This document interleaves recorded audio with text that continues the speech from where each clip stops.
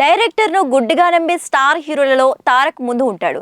ఇలా కొరటాలని పూర్తిగా నమ్మిన ఈ నందమూరి హీరోకి ఒక చిక్కు వచ్చి పడిందట.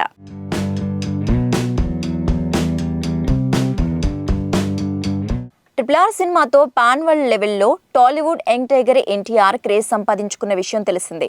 ప్రస్తుతం ఆయన కొరటాల శివ డైరెక్షన్లో దేవరా మూవీ చేస్తున్నారు. ఒకప్పుడు దేవరా అయిపోగానే ఎన్టీఆర్ నీల్ సినిమా ఉంటుంది, అది అయిపోగానే వార్ 2 ఉంటుందని అంతా అనుకున్నారు. కానీ ఇప్పుడు తారక్ లైనప్ దేవరా, వార్ 2, ఎన్టీఆర్ 31గా మారింది.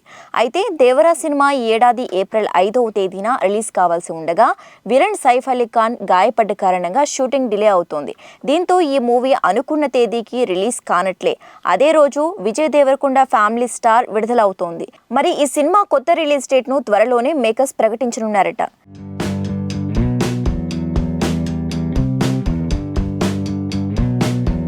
ఇప్పుడు ఎన్టీఆర్ షెడ్యూల్లో మరో కొత్త చిక్కు వచ్చి పడింది.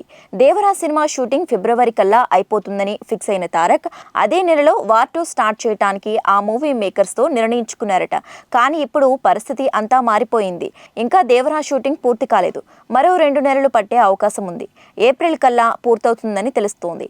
దీంతో తారక్ వార్ 2 సెట్స్ పైకి ఇప్పట్లో ఎంట్రీ ఇచ్చే అవకాశం లేదు. ఇక వార్ 2 డైరెక్టర్ అయాన్ ముఖర్జీ తాజాగా ఓ నిర్ణయానికి వచ్చారట. ఎన్టీఆర్ లేకుండానే వార్ 2 షూటింగ్ను స్టార్ట్ చేయనున్నారట. హృతిక్ రోషన్ సమయాన్ని వృధా చేయకుండా ఉండేందుకు అయాన్ ముఖర్జీ ఎన్టీఆర్ లేకుండానే షూటింగ్ ప్రారంభించాలని నిర్ణయించుకున్నారట.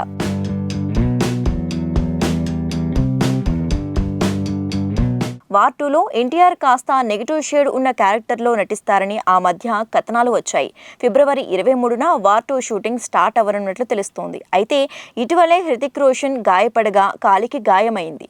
ఈ విషయాన్ని ఆయనే సోషల్ మీడియా వేదికగా చెప్పారు.